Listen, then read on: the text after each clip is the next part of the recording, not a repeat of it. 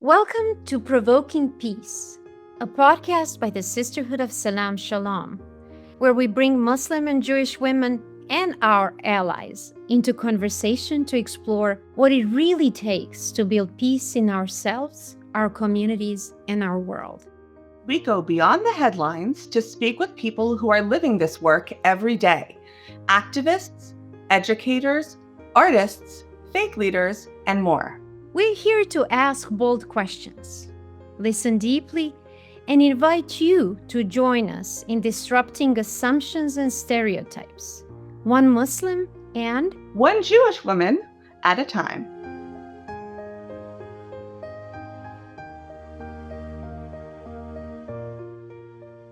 So, welcome, Nina, and we are truly honored to be speaking with you today. I'm just going to jump right into the first question so we can start this conversation. So, please tell us a little bit more about your upbringing and what inspired you to go into interfaith work. I grew up in a Sri Lankan Catholic family, and in our home, religion and culture blended in a lived tradition. And my mother really taught us about our culture, our Sri Lankan culture, through faith. And she gathered with Sri Lankans, fellow Sri Lankan Catholics, every month, without fail, to pray the rosary, for example. We made special foods, Sri Lankan foods, on special religious holidays. It was really a lived tradition. And since I was a kid, I was always really drawn to the study of religion, and all the big and deep questions that religious traditions explore. Like, why am I here, and what are we doing? What is my purpose? The symbols and the traditions and the rituals, and what to do in big life transitions and songs, and really just the meaning making that happens in religion. And with every religion that I studied, and I went deeper to explore, I saw so much beauty in it. And at the same time, I also saw how religion can be used as a tool to oppress, to exert power over others, to build empire, to colonize, which is a part of my own history, to even rationalize harming others.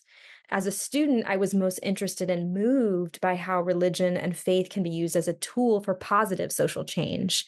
Thank you. Could you tell us a little bit about Shoulder to Shoulder? Sure. Our full title, Shoulder to Shoulder Campaign, Standing with American Muslims, Advancing American Ideals. The idea behind it is that we have these ideals here in this country that, for example, a pluralistic America where all people are treated with dignity and respect. We have these ideals, but we haven't yet reached them. And one of those obstacles or barriers is anti-Muslim discrimination among any form of hate and discrimination that impacts any community. And so we kind of see ourselves as a part of a greater network that includes Sisterhood of Salam Shalom, that is doing the work to help us get there, slowly but surely, in our own ways. We worked mostly with low-wage workers and immigrant workers. This was, again, like another iteration of the same work, of building a more just society. This film that had come out called The Sultan and the Saint. And it was about this historic relationship between Saint Francis of Assisi and the Sultan al-Kamil. And it was at a time at the height of the Crusades, and the relationship that they had formed and the influence that they had on one another, and eventually kind of being a part of ending the Crusades. And when I was growing up, I grew up in a Sri Lankan Catholic family. My confirmation saint, it's like part of the process, transition in as you are growing in the tradition of Catholicism. My confirmation saint that I chose, it was my choice, was Saint Francis, and it was a really amazing, again, alignment that surprised me and encouraged me. So that's how I found myself at Shoulder to Shoulder. And really, what's so inspiring is getting to connect with leaders doing the work, witnessing and learning from people doing amazing, creative things around the country. And, Sister of Salam Shalom is one of those organizations that continually inspire me in the ways that the work that you do and how you do it. Thank you, Nina. But I just want to give shout out to Unity Productions Yes, Foundation that made the Sultan and the Saint uh, film and other great films that they produced. But that's a very wonderful film to watch and experience. I just wanted to follow up a little bit on shoulder to shoulder, especially in this moment that we are in. If you can just maybe tell us a little bit. I know that you just published a primer from your organization. So if you can tell us a little bit about what it is and what sure. the goals are of that, that would be great. Sure. Yeah. So yeah, I kind of skipped over, our work in the sense that we connect, we equip, and we mobilize. So that's kind of the pillars of our work. And I'll start with equip because you mentioned the primer. That's through trainings, workshops, tools, resources. And if we don't create it or do it, we really do our best to track who is creating and doing it so that we can point people to those good resources. And one of the resources that we worked on is this primer on understanding intersecting bigotries, anti-Muslim, anti-Jewish, anti-Arab, anti-Palestinian bigotry in light of the violence in Israel and Palestine.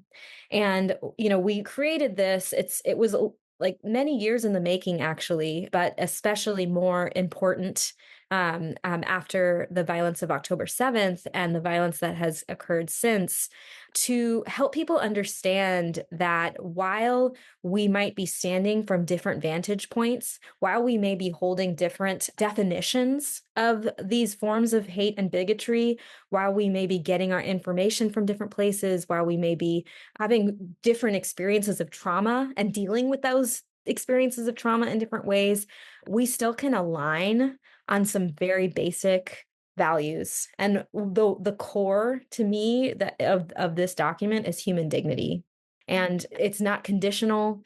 It's not it doesn't apply, there's no ifs and whens. It's human dignity. That is our core. And the ways in which we advocate, speak out for or against, we can do so mindfully, to not perhaps unintentionally dehumanize another group who is seeing the world from a different place.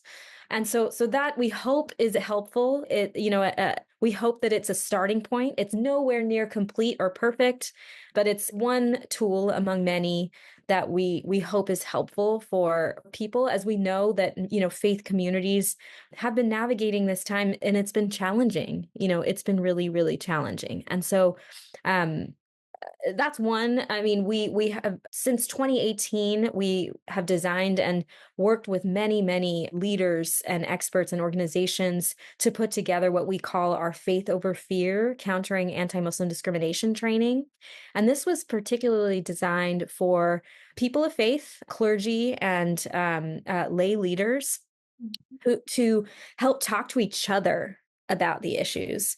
And how do we, like, for example, negate an anti-Muslim trope when we don't know all the facts and data? How do we have a conversation with someone without reinforcing that negative trope, perhaps unintentionally? What are some strategies and tactics? So it's mainly a communications and a strategies training, to help people understand. Sure. Somewhere along the lines of 39 national partners, mainly religious denominations and faith organizations at the national level or international level, like, say, the Evangelical Lutheran Church of America, the United States Catholic Conference of Bishops, the United Methodist Church. So those are some mainline, Christian denominations, but we also have Jewish organizations, and like the Union for Reform Judaism, Jewish Theological Seminary, the Reconstructionist Rabbinical Association, to name a few. So primarily Christian and Jewish, but we also have interfaith and faith-rooted organizations like Interfaith Alliance, among others, who are connected nationally. And then we have over 70 local faith-rooted or community organizations who are in some capacity doing the work to counter anti-Muslim discrimination and build a more pluralistic US. And they, span from, a ministry group within a church to a community organization who works on a wide variety of issues.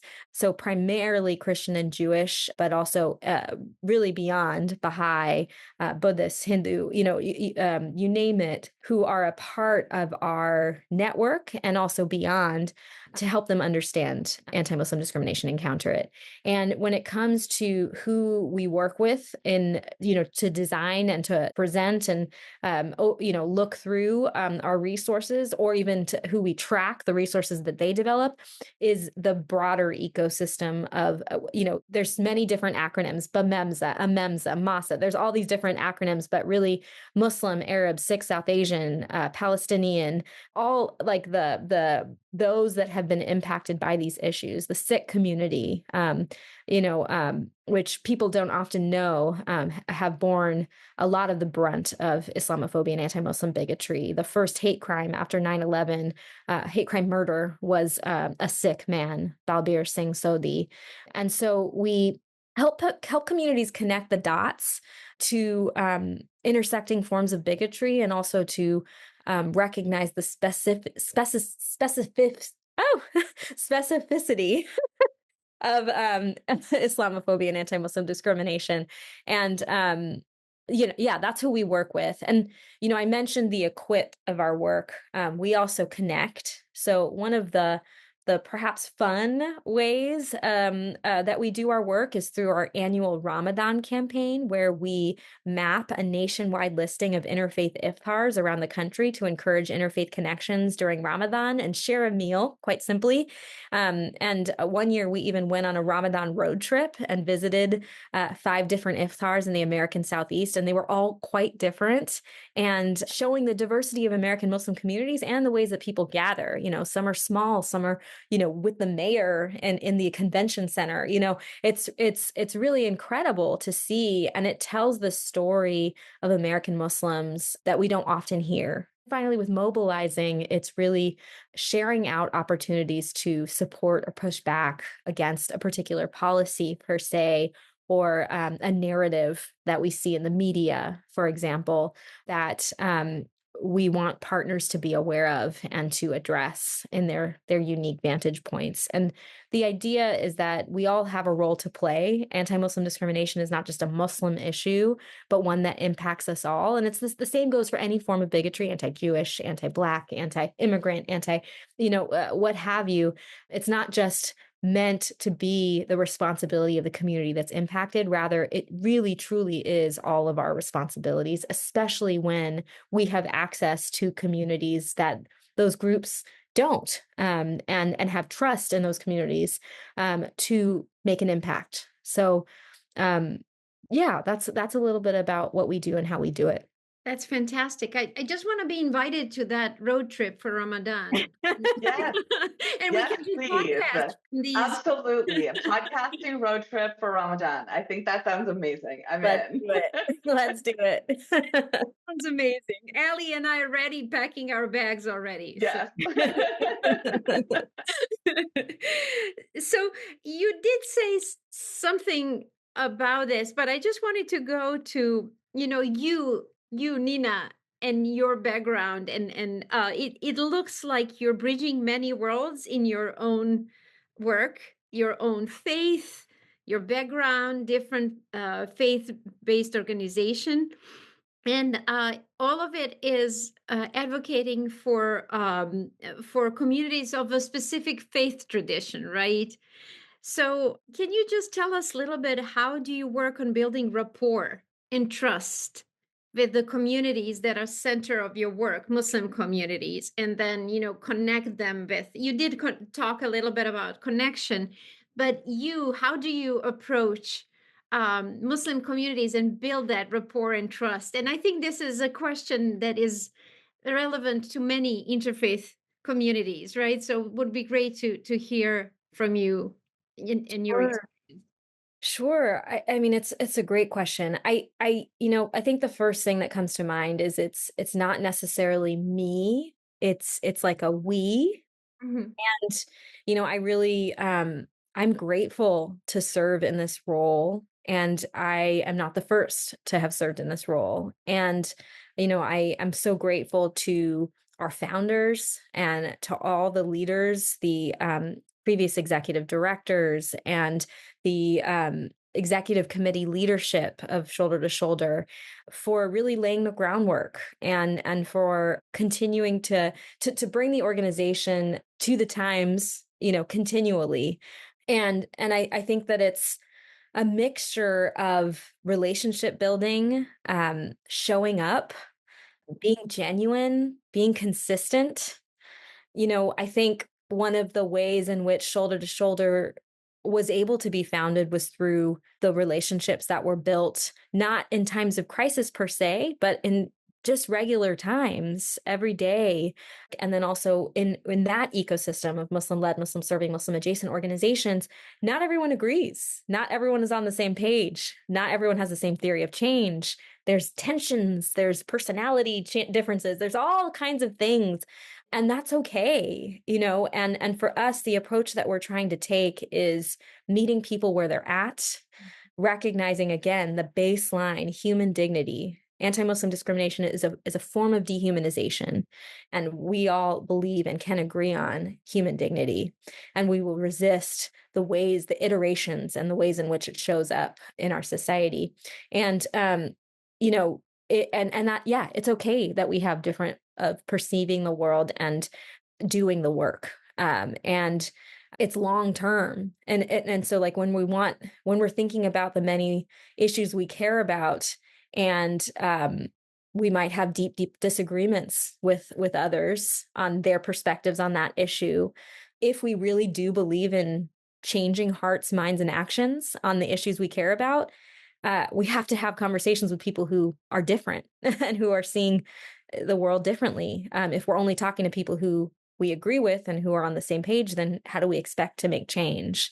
And so that's the approach that we try to take. And really the name Shoulder to Shoulder, like, what does that mean? And while it's a play on words in some ways, to represent the ways in which Muslims pray shoulder to shoulder, it's also this idea that we can work shoulder to shoulder, we can dream shoulder to shoulder, we can, perhaps even disagree shoulder to shoulder and stay in relationship. That's really so incredible to hear the different ways that you build coalition, the different ways that you see your organization as a part of a larger community and as part of a larger movement. And I think one of the things that really interested us that we wanted to ask you more about, you kind of led us really perfectly in there, is the organization is that sort of, I feel like sometimes I'm often preaching to the choir, so to speak, that I work with, the same organizations over and over that we have existing relationships with, and that we have ideas in common with. But as you said, sometimes you need to work with organizations that are new, that you might have, strong disagreements with in terms of sort of policies or values. And so I was wondering if you could talk a little bit about the process of how you go about broadening your coalition. How do you find organizations that are a little bit outside of the norm for you of your existing relationships? And then how do you say, okay, we might have disagreements on area A, but I think we actually have a lot in common in area B. Sure. Coming from a community organizing background, and I think emails and texts, for example, just aren't as impactful as voice to voice and face to face connections. And so, like, meaning asking someone to have these conversations either on the phone or in person, it's just far more impactful than an email. For example, the voice to voice, because I think, even with social media, all of that, it's like we think that we have relationships, which we do, on social media, but really to cultivate it and be accountable and, feel each other's spirit or whatever it is, however you define it, it's those relationships, if face to face or voice to voice relationships, coming back to human dignity, right? Our humanity. So that's that's something that's coming to mind. You mentioned preaching to the choir. There is a lot of work, and I think with shoulder to shoulder, we play with this metaphor a lot, and we give thanks to all the partners around the country who help build on this metaphor. But the preaching to the choir, it's like we still need, as a choir, we need to learn how to blend. We need to learn how to listen. When someone's being a little quieter and someone's being really loud, like we have to learn how to sing well together. And there are going to be moments when we have to step up and step back, make space, take space, whatever metaphor it is. We still have work to do if we're in a choir. And then if we're wanting to bring people in, I really do think that those relationships, those connections, face to face, voice to voice, is going to make a difference to build beyond. And in our, for example, Faith Over Fear trainings, we think about our roles in our communities and how I'm able to reach a Sri Lankan auntie in a way that might be different than if one of you were to reach a Sri Lankan auntie or have a conversation. And there's both of them are important. Both of those conversations that we have is going to be important. But it's a different way. And so just recognizing, our grounding, our community, our circles of influence, and using that is how to build. I love that metaphor of choir, the elaborated metaphor of that is so. We at the sisterhood also are working on being sort of sensitive to that. Who is speaking? When they're speaking? When do we all speak? When we need to hear Right. different voices separately, right? So that's a beautiful metaphor that I'll keep in mind as we continue our work as well. So thank you for sharing that. So just to sort of part of who you are, going back to us as a sisterhood and your organization is not necessarily a women's organization. However, it has a very strong women's team leading it, leadership of the organization. Sisterhood is a women's organization, right? That's who we work mainly. Our members are mostly women or people who identify as women, but we invite allies from all genders and but what I wanted to kind of focus on is the role of women in this work, in the interfaith work. And I would love to hear more about what your experience has been, especially considering that religious leaders are often men in most of the communities in our country. On one hand, and on the other hand, most peace activists and organizations that are led by women who are really very active in peace building fields. So how do you see, how does this dynamic play in your work? And if you can tell us a little bit from your own perspective, the importance of women's role in this work. Sure. I mean, I think that we all know and can agree about the importance of women playing a role in this work, and in the important insights, the perspective, the leadership, and I think one thing or dynamic I would say is rather than solely focusing on clergy, we say faith leaders, the term faith leaders, because women are included, and some traditions, for example, women as clergy, that is not a part of that tradition, and whereas women are undoubtedly faith leaders in those communities. And something that we're trying to really iterate is that faith, for example, doesn't always even have to be connected to a religious tradition per se. It can also be connected to this sense of hope and possibility of what the world could be, and so for me, just this idea of people of faith as playing an important and pivotal role, and we know well that women do that. Women are that, and are leading those efforts. That's great. And we hear often from our sisters too that this interfaith space brings such richness and freedom of Yes, expression, and even yes, learning about their own selves and their own faith tradition. absolutely. That's fantastic. Thank you so much. Now we're going to switch gears a little bit. We have an incredible recording that Nina did of an original song, and we're going to play a little bit of it. It's really beautiful and talks a lot about peace and the themes that we've discussed already. So we're going to play a little bit of it now, and you can, of course, listen to the entirety of it at the link to YouTube in our bio. And we definitely urge you to, because it's really beautiful. And then we'll talk about it a little bit. So here we go. We were so young, we made mistakes. Well, now they wanna take our freedoms away. Well, I do believe in our dream and it is beautiful. And the struggle is what makes you worthwhile.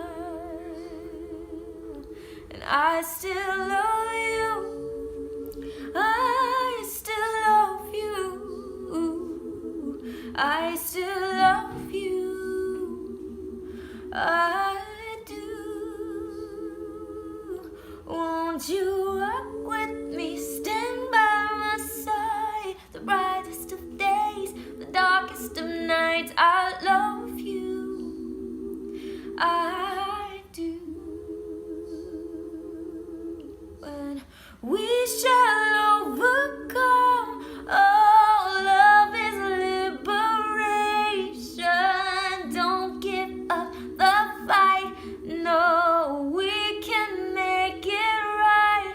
Yeah, we shall overcome. Oh, love is liberation. Don't give up the fight. No, we can make it right. I still love you. I still love you. I still love you. I do. Won't you walk with me? Stand by my side. The brightest of days, the darkest of nights. I love you. I do. Nina, that was so beautiful. Thank you so much for sharing that with us, for sharing it with us in the podcast, and also for sharing it on YouTube so that everyone can listen. As someone who also really loves to sing, I do not write my own work. I'm not that talented, but I do love to sing, and I know how vulnerable that makes you feel. So thank you for sharing it with us. It really means a lot. You know, you're part of a broad historical context, right, of using music and the arts as a means of social change. So can you tell us a little bit more about sort of how that has kind of intersected with your work and how that has sort of inspired you in your life? Sure. The essence behind that particular song is actually, thinking about this country. And in the time that I wrote it, it was a time where I felt very frustrated and hopeless in many ways. And this song was this idea, I still love you. You know, there's something in this project that we are a part of that is wanting me to keep trying and building and holding on. And so there's music, like any form of art, it can inspire, it can, stir, it can activate, it can calm and heal, can agitate. It's just a powerful medium. And, I think music can offer so many powerful metaphors for change. We just talked about the choir metaphor. And, I personally, I love to sing. It's a part of me. And all kinds of genres from jazz to sacred music to folk to musical theater, what have you. And honestly, I mean, I need to practice it more in my life. I have, 2 small children, and I haven't been singing and making time to write nearly as much as I used to. Lots of kid songs, though. I studied in college. I had this opportunity to create my own major, social change through music and religious studies, and jazz in and of itself. I did jazz studies through the music department, but even beyond, looking at jazz as a tradition and a uniquely American, born tradition, and all the metaphors there in for social change. There's so much, but this idea that, for example, you've got this melody that you play, and then you have the musician improvising on the melody, on the chord progression, and what that means to make something new out of something that has been given or has been passed down. And I feel like that is a part of the work that we're doing, right? There's no institution that's perfect. There's no organization that's perfect. There's no anything that's perfect, because we're human beings and we're imperfect. And yet, what can we do with what we got, and how can we think creatively?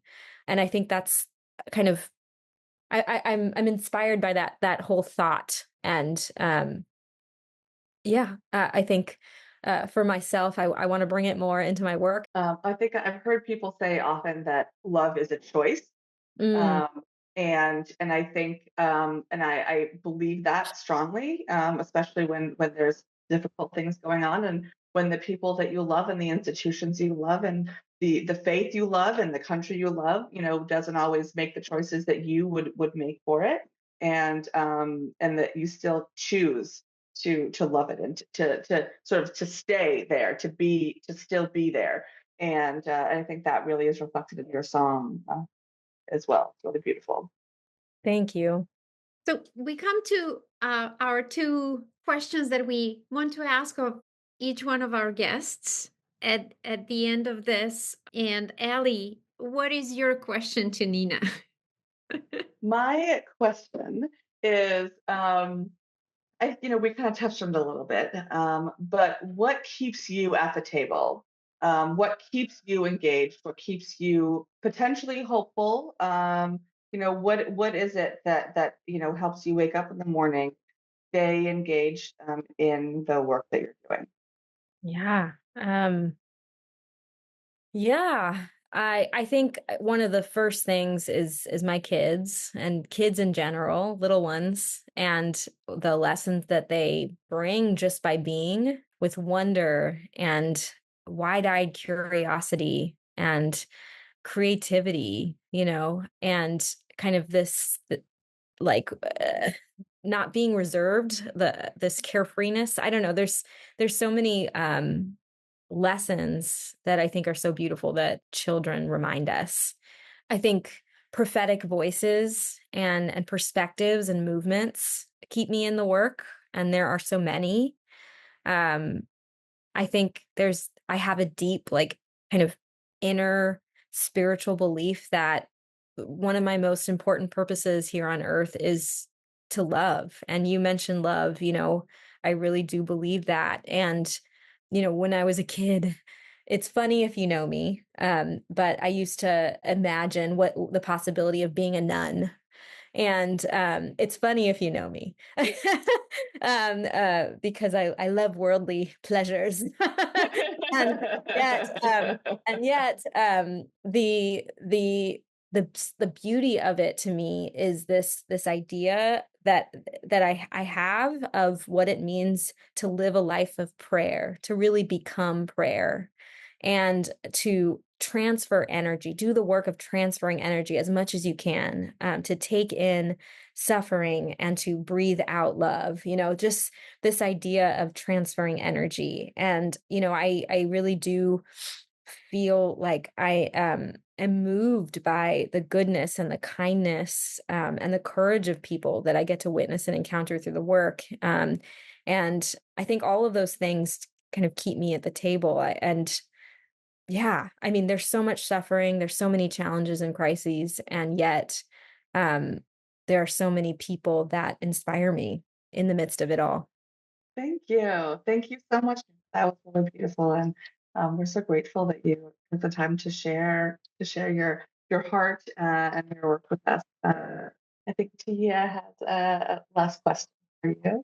Yes, I just want to reiterate and pull out. I kind of like catching little sayings in our conversations. And what you just said is incredible. Breathe in suffering and breathe out love is something that I'll remember from, I mean, many things from this conversation, but that is absolutely beautiful to hear and to apply in our lives. It's wonderful.